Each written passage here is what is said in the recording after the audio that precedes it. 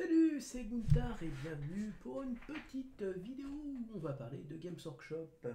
Et bon, je parlais un petit peu aussi de mes affaires. Donc ça tombe bien, on est sur la page d'accueil, il a des nouveautés. Et donc là, il y a la future armée d'Age of Sigmar qui va sortir, les Soul Black Gravelords. Très sexy, j'avoue, très bien, très joli, mais je ne fais pas AOS. Et donc on a le set de dés à 24 €. Et justement, je voulais vous parler de dés puisque je viens de recevoir, je vous montre la facture, mais voilà, je viens de recevoir des dés que j'ai commandés. Donc en fait pour trois factions, la faction de Korn, la faction de Nurgle, et puis pour mes petits Necrons. Ok, donc je vais vous parler un petit peu et je vais vous donner les prix. Alors voilà, je vais commencer avec les plus chers, hein. Donc je vous les montre. Voilà. Donc c'est des dés qui sont translucides, vert un peu translucide, avec les points marqués dans un vert un peu fluorescent. Et donc c'est des Chessex Borealis Kelp and Light Green Luminary Glow in Dark. 36 dés. Voilà. Donc là, c'est 18 €. Alors 18 € parce que, il y a la marque Chessex. C'est une marque qui est très connue. Deuxièmement, c'est parce que c'est des dés un peu particuliers. Ils brillent dans le noir. Voilà. Et pour les Necrons, je trouve ça très approprié. Et quand vous regardez à la lumière, effectivement, ça change de couleur, la transparence disparaît, c'est plus ou moins vert. C'est des dés qui sont ultra sympathiques et qui, je trouve, collent très bien à l'ambiance Necron. Donc 18 €. Ensuite, j'ai pris des dés pour Korn. Même topo, voilà, donc j'essaye de rapprocher au plus. Il y en a toujours 36, et là, c'est 14 €. C'est des Würfelzeit Cosmo Tornado Yellow and Neon Green. Donc, c'est des dés jaunes, en fait, avec du blanc dedans. Le blanc, vous voyez, c'est un peu, voilà, c'est du jaune, mais on a comme l'impression effectivement de tourbillons, des petits traits blancs qui font un peu tourbillon, comme si c'était un peu, voilà, voilà. Et donc je trouve que c'est très sympathique, et en plus, il y a du vert. Donc ça va très bien avec Nurgle, un vert un peu maladif, avec un jaune qui lui aussi est maladif. Un jaune un peu vert. Et enfin, les troisièmes, c'est du Chessex à nouveau, mais c'est du Chessex ordinaire à 10 €. Voilà.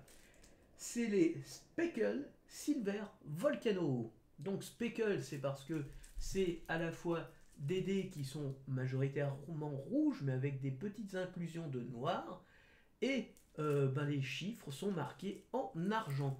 Et ça va très bien pour Korn, parce que Korn, c'est un rouge sombre, voilà, qui est un peu d'argent ou de bronze, mais enfin, bref, une couleur métallique pour les revers d'armure, tout ça, les côtés. Donc voilà.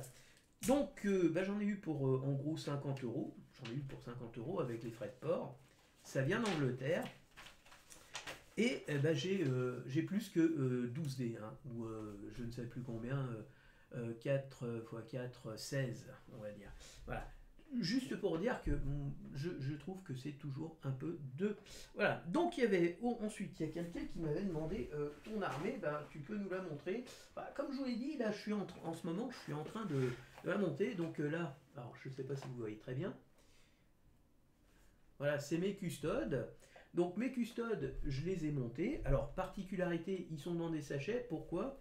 Parce que comme je vais les sous-coucher et que je suis quelqu'un de... Voilà, j'aime bien faire les choses correctement, j'ai pris un modèle ici. Voilà. Oups là, pardon. Donc ici, le custode, j'ai monté le torse en deux parties, les jambes en 1, 2, 3, 4, 5 parties. Donc le torse a été collé sur les jambes. Sur les jambes, on a collé les petits écussons sur le côté. Ensuite, donc c'est des gardiens, hein. Donc là, le bras a été collé sur le bouclier. Voilà.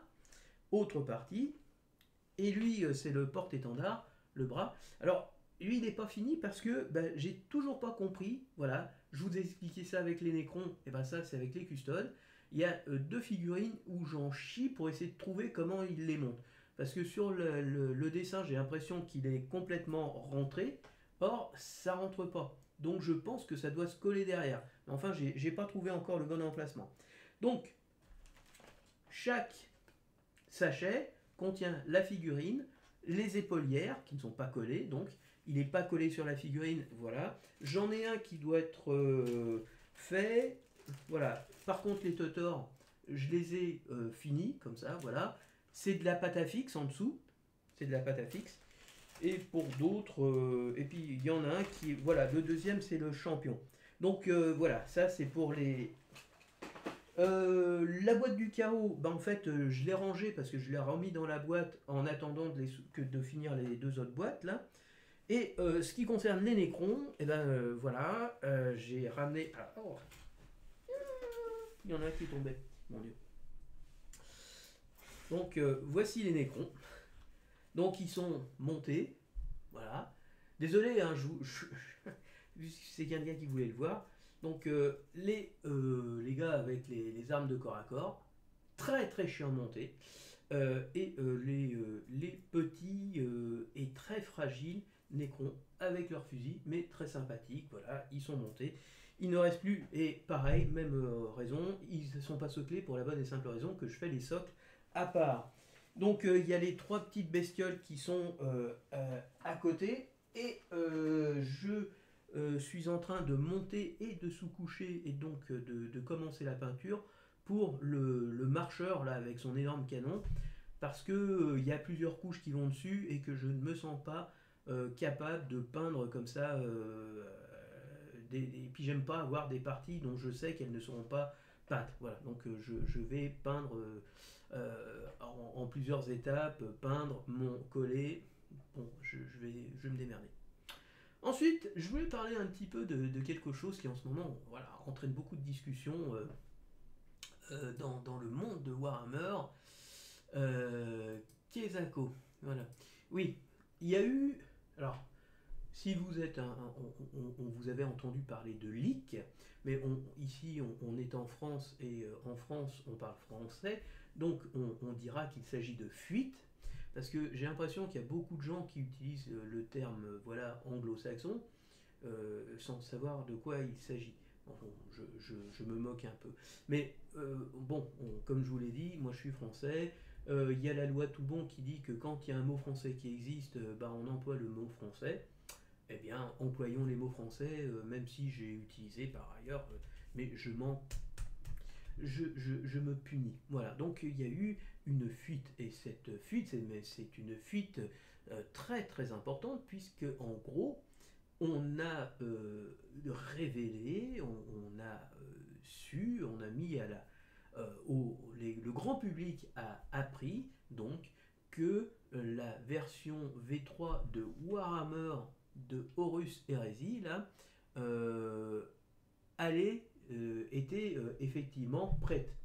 Donc il y a eu des photos, je crois même que il avait en fait le mec avait une boîte à vendre si j'ai bien compris. J'ai tout suivi. De là, alors il y a eu tout un pataquès. Alors il y a eu plein de vidéos qui parlaient de voilà du leak, des énormes leaks. Alors il y a un mec dans la communauté anglo-saxonne qui fait de très bonnes vidéos qui a parlé de ça. Voilà, ces énormes leaks, donc des énormes fuites.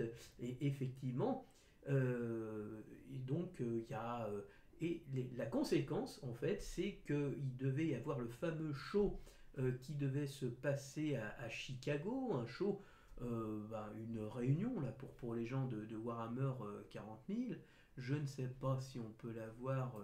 Il était programmé là, Golden Demon, Spiel machin chose, pré-order. Donc c'est pas ça, c'est pas ça. Bon, enfin bref. Ce qu'il faut savoir, c'est que voilà, voilà. C'était là-dedans. Donc ici, donc dans l'US Open Dallas, Texas, TX, vous alliez avoir de grandes révélations. Donc une vidéo qui allait où on allait pouvoir découvrir, comme on a partagé ensemble de temps en temps, où on allait partager les nouveautés. Donc voilà. Et en gros, Games Workshop a décidé d'annuler cet événement. Je ne sais pas si c'est pour punir les gens. En tout cas, ils l'ont mal pris. Et oui, l'US Open Dallas, je ne sais pas s'il est maintenu, mais en tout cas, ce qui concerne la présentation vidéo, ça a été terminé. Alors, je ne sais même pas si c'est pas simplement une présentation vidéo, moi je ne suis pas du tout, mais en tout cas, visiblement, ça a entraîné cette annulation. Donc, les prochaines informations, c'est début juin. Alors, est-ce que ça va encore chambouler une fois de plus leur calendrier de sortie? Voilà. Alors, il y a des gens qui se disent ouais, bon, bah, voilà, il y a des gens qui condamnent le fait que, effectivement, quelqu'un est mis en vente, je crois bien. Ça a été une mise en vente de la boîte, hein, donc la boîte effectivement existe. Euh, Parce que généralement, tu as une photo d'une boîte, je sais pas, enfin bref. Moi, je m'en fous un petit peu parce que déjà, je suis pas le jeu, donc je sais pas mon. Je veux dire, je m'y intéresse pas trop. Mais voilà, donc il y a des gens qui trouvent que c'est quand même con d'annuler ça pour, entre guillemets, punir les gens. Et il y en a d'autres qui disent, c'est très bien, c'est bien fait, celui qui a fait ça, c'est un salopard. Et j'espère qu'on le trouvera, c'est tout juste s'ils n'étaient pas prêts à le lyncher. Mais moi quand même, enfin moi je travaille dans une grosse entreprise, je travaille dans une entreprise voilà, où il y a des équipes marketing qui préparent des sorties de futurs produits et généralement des produits alors qu'elle voilà, elle va faire donner un avant-goût en diffusant des indices comme ils le font ici. Voilà, il y a des photos, les fameuses photos justement où on va non pas dévoiler l'information mais des indices. Voilà, Generating Rumor Engine. On va diffuser des rumeurs ou des informations, mais l'entreprise doit maîtriser ces sorties d'informations. Et le gros problème, c'est pas le mec qui met en vente ou qui a piqué l'image ou je ne sais quoi, c'est quand même que Games Workshop, il est pas foutu de maîtriser le fait que, enfin voilà, tout le monde est accès, on a l'impression que tout le monde a accès à toutes les informations. Je veux dire, quand on veut garder une information, on la diffuse pas à tout le monde. Ça doit être une équipe restreinte. Généralement, le patron et puis le responsable du marketing, deux ou trois gens de confiance du marketing, voilà, et puis pour limiter les possibilités de fuite. Et là, je ne sais pas, mais parce qu'on parle de ce leak, de cette fuite, mais des leaks, il y en a sans arrêt. Des fuites, il y en a sans arrêt. Games Workshop, c'est champion du monde des fuites avec des informations qui sortent de tous les côtés.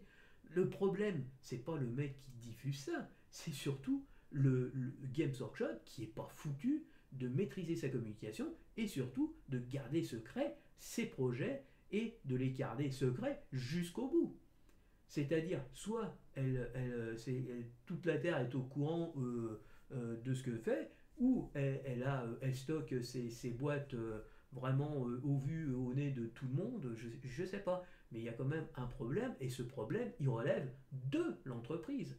Alors qu'après, qu'il y ait quelqu'un qui profite des défaillances, soit de surveillance, soit dans les, comment dire, dans les processus mis en œuvre pour procéder à cette divulgation d'informations, je ne sais pas. Mais moi, je dis quand même que le premier responsable, le premier coupable de cette euh, lamentable, enfin moi j'appelle ça une lamentable affaire, parce que comme je vous dis, c'est pas quelque chose qui m'intéresse, mais voilà, c'est Games Workshop.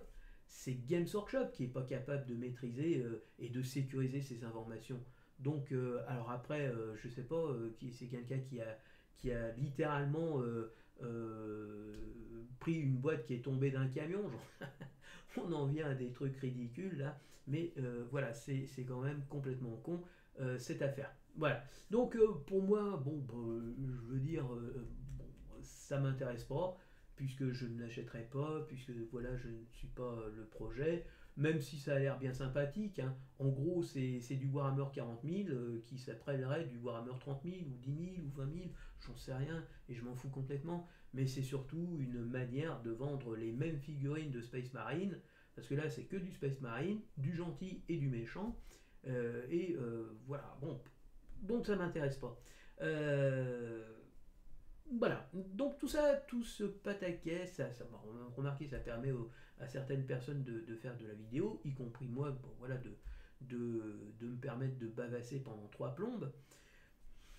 Je trouve que le coupable, le principal coupable, c'est quand même Games Workshop, qui, ben voilà, ben, on le voit dans sa communication des dates de sortie, et vous avez un calendrier de sortie, et ce calendrier de sortie, ben, à chaque fois qu'il l'annonce, il est différent du précédent. Et ainsi de suite, vous en avez le deuxième, et puis en fait le troisième qui annonce, il est différent du deuxième et du premier. Donc en gros, on a l'impression que les mecs ils savent pas ce qu'ils font et que ils changent au fur et à mesure. Alors je sais pas si derrière c'est le manque de pièces, qui leur manque des boîtes, que ça n'est pas prêt, qui sont en train de corriger des conneries vu que quand les codecs sortent, ils sont déjà faux. Donc a fortiori, voilà, donc visiblement des problèmes de relecture, des problèmes de production des figurines qui vont sortir avec ces éditions. Bref, c'est tout un bins, mais moi je trouve que le premier responsable, c'est Games Workshop, et ça montre surtout que l'entreprise, elle n'est pas capable de gérer son calendrier de sortie, qu'elle n'est pas capable de gérer sa communication, et qu'elle n'est pas capable de garder secret ce qui doit être gardé secret. Voilà. Donc, moi, je trouve que Games Workshop, elle marche. Ben, c'est pas une entreprise qui marche formidablement bien parce que de l'extérieur, on a l'impression que c'est une véritable pétodière, cette boîte.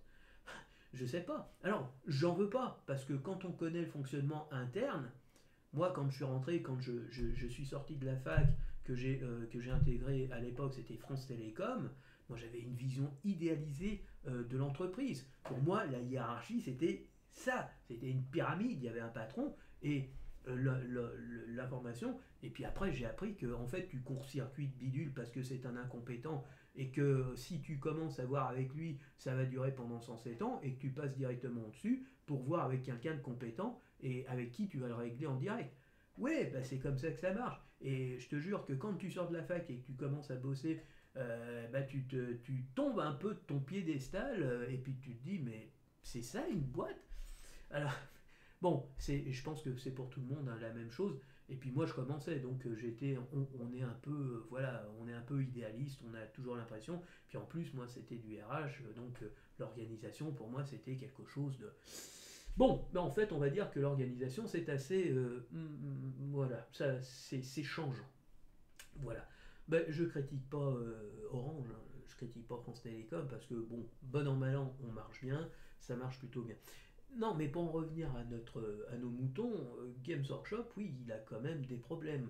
La communication, c'est n'importe quoi. Je vous dis, d'une annonce à l'autre, c'est jamais la même chose. Ils annoncent une chose en janvier, en février, c'est plus la même chose, en mars, c'est autre chose, mais c'est différent de janvier et différent de mars. Donc c'est vraiment le pataquès permanent, c'est une pétodière, on se demande ce qui se passe, s'ils savent ce qu'ils font. Et franchement, voilà, moi j'attends plus rien. Ils ont des previews, ils vont dire, voilà, des, ils ont des choses qui vont vous montrer en avant-première. Donc, mais là, alors que vous attendez à une révélation, on vous apprend que c'est autre chose en fait. Voilà. Donc, pour moi, il y a plutôt un signe que Games Workshop est un peu, comme on dit, dysfonctionnel. Voilà. Moi, ça m'inquiète pas hein, parce que quand même, ils ont des couilles en or massif. Hein, donc, je veux dire, de ce côté-là, je me fais pas de problème pour leurs finances. Je pense que leur cash flow, il doit être plutôt quand même assez élevé. Donc, ouais, rien de ce côté-là, je me fais pas de soucis. Mais oui, il y a quand même un gros problème au niveau de l'organisation et surtout au niveau de la com et du marketing parce que et puis même des processus qui entourent, je dirais, ces sorties. Voilà. quand on veut garder secret quelque chose, ben, on ne le dit pas à tout le monde. Et il y a un autre problème aujourd'hui, c'est les réseaux sociaux. Bah, il suffit qu'il y ait un mec, un commis là, qui se passe, il sort, il prend une photo, il voit un truc, il passe devant un tas de paquets, il se prend une photo, il dit tiens, j'ai vu ça chez Games, pouf, il le diffuse, puis il y a 250 personnes qui vont faire des grossissements, qui vont le regarder, il dit oh putain, c'est la future version de bidule, machin truc. Ben voilà, aujourd'hui tout le monde a un téléphone portable, et un téléphone portable, c'est pour beaucoup de gens avant tout un appareil photo. Un appareil qui sert à se filmer, selfie et tout le tralala, chose que je ne fais jamais. Puis surtout à photographier, chose que je ne fais jamais, parce que je suis pareil, je suis un vieux schnock et j'ai j'ai un appareil photo, un vieil appareil photo en plus. Donc voilà, on est quand même dans cette société où tout se partage en direct. Et donc, si on veut avoir quelque chose de secret, il faut que le secret soit bien gardé, il faut que les objets soient bien cachés, et il faut que quand on a des stocks, on met des bâches, voilà, on cache, on se démerde pour, et puis on essaye de les garder pour pas que quelqu'un vienne en piquer une en loose day. Bref, tout ça pour ça, je dirais. Et donc, voilà, il y a une nouvelle saison qui sort pour, voilà, pour Amber Card, avec des nouvelles cartes, mais j'avoue que là, je vais passer, parce que moi, je fais pas de compétitif, et que ça m'a l'air plus orienté compétitif qu'autre chose. Sinon, voilà, les deux dernières boîtes, les gobelins, que j'ai toujours pas acheté, et les elfes noirs, euh, les gentils elfes noirs. Voilà, donc tout ça, c'était un petit peu pour partager mon opinion sur cette grosse sortie qui a généré beaucoup comment dire, de, de vidéos, et qui, un peu, on va dire, ça crée des fractures au sein de la communauté, avec les gens qui disent ouais, pourquoi on supprime la révélation de Dallas, et puis d'autres qui disent ouais, ils ont raison de supprimer le truc de Dallas parce que ouais, c'était pas cool de le montrer. Ouais, j'avoue que je ne suis ni pour ni contre. Moi, ça va pas me gêner, je vais pas en mourir. Hein, ce sera pas fin mai, ça sera début juin. Bon, voilà. Je, là aussi, c'est quelque chose qui est bien, que quand on est vieux, on a le temps. On trouve que le temps passe vite, donc ça va pas me gêner d'attendre 15 jours de plus, 2 semaines de plus. Voilà, ça va être 2 semaines, mais 2 semaines, ça passe tellement vite. Je vais pas en mourir, et les gens ne vont pas en mourir. Et puis pour la plupart des gens qui regardent Games Workshop, ouais, il y a quand même une grosse partie qui doivent en avoir rien à carrer, quoi. Donc ils sortiront leur info quand ils sortiront. Et puis adieu va, hein, on verra bien ce qui sortira. Et de toute façon, grosso modo, on sait ce qui va sortir, puisque quand même les choix se rétrécissent. Donc on attend les chevaliers, Chaos et Empire, Imperium. On attend les Space Marines Salamander, on attend les Grey Wolf, on attend comment dire, on attend, non, les Space Marines, les Grey Knight, les Wolf, les Space Wolf, voilà, les Space Wolf, et donc on sait grosso modo. Après, l'ordre, sachant que Games Workshop fait n'importe quoi au niveau de l'ordre, on s'en fout. Après, il y a les Votan, il y a les Drukhari. La grosse surprise, c'est qu'ils sortent les Drukhari alors qu'ils n'étaient pas du tout annoncés. Mais ça serait vraiment le truc fun. Ou alors qu'ils sortent les Votan alors qu'ils sont pas. Enfin, ils sont présupposés, après tout ce que je viens de dire au début. Voilà, on voit poindre les Votan dans quelques mois. Mais le truc rigolo, ça serait qu'ils sortent Votan là, en disant vous nous avez fait chier, on va retarder les chevaliers et on va sortir Votan. Tiens, prends ça dans ta gueule. Moi, ça m'arrangerait finalement, donc ça me ferait bien rigoler. Non, voilà, moi, j'en fais pas tout un pataquès. D'un côté comme de l'autre, chacun fait ce qu'il veut. Voilà. Mais moi, je trouve que c'est très, très puéril cette réaction de dire Voilà, ouais, vous avez diffusé des photos, vous avez partagé des informations que vous ne deviez pas savoir, et ben je vais supprimer la sortie qui devait avoir à Dallas, vous ne saurez rien. Vous serez celle qui va sortir à Toronto. Nananer, c'est bien fait pour vous. Bon, je m'en fous. Je trouve ça très très puéril et puis complètement con. Et comme je vous le dis, moi je suis un vieux schnock maintenant et donc bah, je m'en fous d'attendre 15 jours de plus. C'est vraiment le cadet de mes soucis. Et bah voilà, ça sortira quand ça sortira. Ça me fera plaisir, je serai content. Moi, ça sera mon petit truc et puis c'est tout. Voilà. Donc c'est un peu con de punir les gens. Voilà. En globalité, alors que c'est une personne qui a entre guillemets péché, mais sachant qu'il a péché parce que bah, en face il y a des incompétents et ces incompétents s'appellent Games Workshop. Donc non seulement Games Workshop fait une politique tarifaire de merde avec des trucs qui coûtent de plus en plus cher et qui continuent à augmenter au niveau des prix, des combats de patrol qui, à l'exception des deux dernières, là, des trois dernières qui ont du chaos là, sur Korn, Nurgle et Slanesh qui sont non pardon Cinch qui sont vraiment des combats de patrol qui sont plutôt sympathiques. Hein. Donc bravo Games d'avoir un peu retourné votre veste et de nous en donner pour notre argent. Je dirais bah, déjà bah, vérifiez vos protocoles concernant la sécurité des informations que vous laissez filtrer, c'est tout. Vérifiez la liste des gens qui sont autorisés à diffuser certaines informations. Limitez l'accès à un nombre de personnes restreint à certaines informations que vous considérez comme confidentielles. Ayez une équipe marketing qui ait une paire de roubignoles et qui sache sortir des trucs et qui s'y tiennent d'un mois à l'autre plutôt que de chanter tous les mois. Voilà, soyez professionnels. Donc voilà, moi la première coupable que je désigne, c'est d'abord Games Workshop. Voilà, c'est tout pour aujourd'hui. À la prochaine. Ciao, ciao.